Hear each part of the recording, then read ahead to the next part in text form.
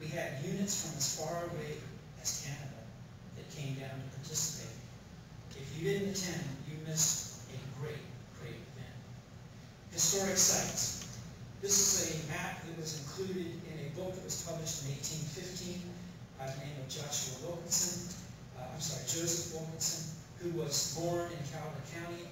And as you could imagine, because this is the map from his book, he would definitely want to show you where he was born and where he lived. This shows Prince Frederick, which was also raided by the British. It also shows the British vessels landing at Benedict, and it shows inaccurately the route that the British took toward Washington, D.C. Inaccurate because it shows the British encampment being located here, when in actuality it was located there. But nevertheless, it also shows the Covington residence. Any of you here ever heard of Leonard Covington? Leonard Covington was killed at the Battle of Chrysler's Farm up on the St. Lawrence River. He was an American hero. He was born in Charles County, died during the war, and as a consequence of that, no less than 21 towns and cities in the United States today are named after Covington, including Fort Covington, which was one of the flanking batteries to protect Fort McHenry during the British bombardment in 1814. Yet there is no monument to this man. There is not even a historical marker in Charles County that talks about this particular individual. If you've ever heard of Covington, Virginia, when you go north on I-64, you're going right through a town that's named after this very gentleman. Indian Head. This is where there's a military installation today.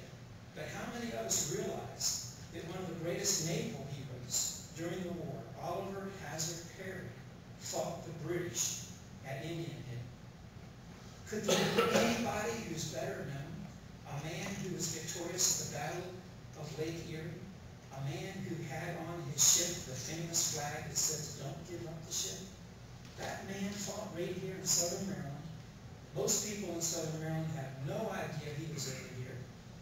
You can't access the site where the battle is located because it's military. But certainly, we could at least put up some type of a historic roadside marker or whatever to let people know about the history that took place.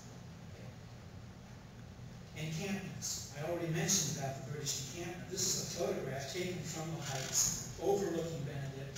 And Benedict would be located in these trees right out there through here. And this is the Tucson River. We are not going to take you to this particular place this afternoon because it's private property. We don't have permission to go there. Instead, we're going to go to Franklin Robinson's property. Franklin is with us today, and he's very graciously opened up his property so that we can go there and see that encampment area. The second encampment is what we would call today Tucson City. And again, here is a British engineer's map. So for those of you that are familiar with this area, this is 231 heading out toward Newsville, and then this is 281, which goes off toward Bryanton, off to the north. And down below it, you can see a photograph that was taken circa 1914, 100 years after the British marched through there. And look at the dirt roads. Imagine what it looks like today. Of course, it's all paved. But even 100 years after the war, after the British advanced on that site, it was still a dirt road. Pretty amazing. Skirmish sites. I don't know if any of you have ever heard of Woodland Point. Anybody here know where Woodland Point is? I see 1, 2 people. It's near Cobb Island on the Potomac River.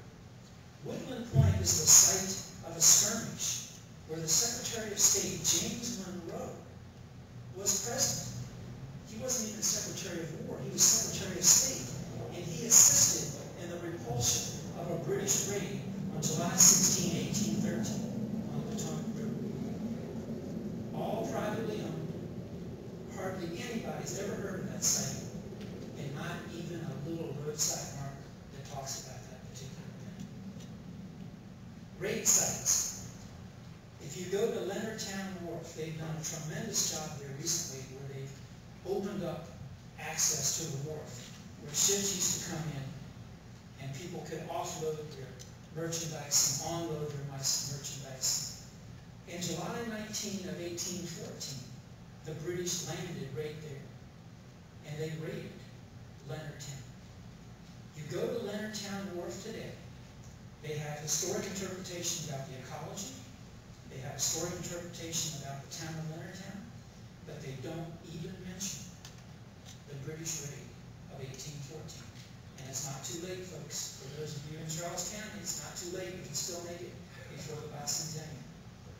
Chapel Hill, a beautiful church, where the British really desecrated the church. They didn't burn it, but they knocked out all of the windows. The story goes that there was recently a burial in one of the graves in the churchyard, and some of the British soldiers opened that grave and literally took the ring off of a woman who had only been buried a week before. Now, are these stories true? How do you tell fact from fiction? It's always difficult. There's even a story that the horses of the British were taken inside the church and they destroyed the stone floors. And if you go in the church today, the stone floor is completely covered by wood. Truth or fiction? Maxwell Hall, recently acquired by Charles County. I commend them for doing this. A beautiful historic home. If you look at the historic marker that's on the main road near the home, and you read very carefully here, it will say, the British invasion force took possession of Maxwell Hall during their march. Local tradition holds. The average visitor, when they read a marker like that, will immediately jump to the conclusion that yes, the British were there. But if you read the marker carefully, it says local tradition holds. It doesn't say they ever did. And we have no documentation for it. If anyone here can find any, I sure would like to know about it. But it's local tradition. It's not the fact. Another truth or fiction. This is Oldfields Chapel, which is very close to that British encampment at Patuxent City. Francis Rice, who was one of the men that was killed in that skirmish that took place in Benedict, is reputed to be buried here. There's no marker for him. And also 2 British soldiers were reported to be buried here that died of heat exhaustion as they marched from Benedict up to the first encampment. There's no positive proof for it. There's also the grave of Henry Cantor. Henry Cantor was a teenager at the time, and the British took one of the horses from their farm. And the local legend goes that night he wandered to the outskirts of the British encampment near Patuxent City, whistled for his horse. His horse came to him, he jumped on it and rode back to his farm. It's a great story. There's no documentation for it whatsoever. Don't have the details to go into why it's probably not true. Here's a summary of the military actions, not the historic sites, just the military actions that took place in Calvert County. We have 2 battles, we have 4 skirmishes, and we have 14 raids. Here is a summary of the military actions in Charles County. We have 4 skirmishes, 2 raids, and I included 2 encampments of the British invasion route to Washington, D.C. Of the 4 skirmishes, Benedict and Woodland resulted in the loss of American life on both sides. And we had the presence of people, important people, like James Monroe and Oliver Patterson, who were at some of these different skirmishes. And here's a summary of the actions in St. Mary's County. 3 skirmishes and 20 raids. That's a lot, folks. Now here's a summation of the battles in Maryland alone. And depending on how you want to count the battle for Baltimore, some people say it's actually 2 battles. There's a land battle, the Battle of North Point, and then there's the bombardment. I don't care how you want to count it. It's either 1 or 2. But then you've got the Battle of Ladysburg. You've got the Battle of Coxfield that Bill just talked about. And then you've got the 2 battles of St. Leonard's Creek. And then finally you've got the Battle of St. Michael's, which is in Calvert County. So 2 of the 7 or 6, depending on how you want to count it, battles took place in southern Maryland. And down at the bottom is a summary of the numbers of battles, skirmishes, and raids that took place in southern Maryland, excluding Prince George's County. So we had 11 skirmishes and 36 raids. There's no other place in Maryland that comes close to that level of activity, at least military activity.